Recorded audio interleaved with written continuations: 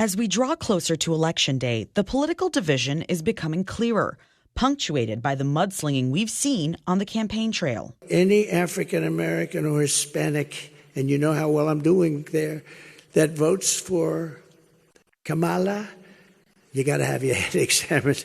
Donald Trump is increasingly unstable and unhinged. A record 80% of American adults believe the country is divided on key issues, according to a recent Gallup poll.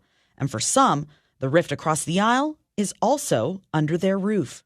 My uncle's a little bit more Trump, while I'm a little bit more rock and roll. And, I think that it can be hard, especially now during a tumultuous time like coming up with an election. But in this hyper-political climate, how can romantic partners or family members agree to disagree? Anybody can be in a successful relationship if they learn how to do one thing that we don't do anymore: talk to each other.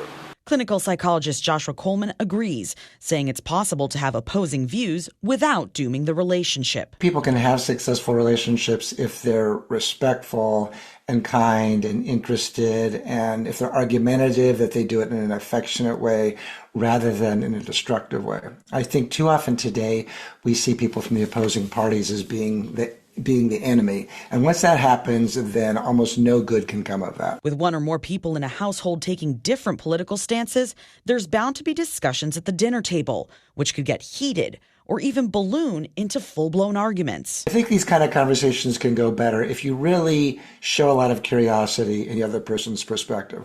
Rather than having the knee-jerk reaction of, oh, they're wrong, they're part of the problem, go instead to trying to really deeply understand why they have the feelings that they do. Try to validate it where you can. Still, sometimes there's just no seeing eye to eye.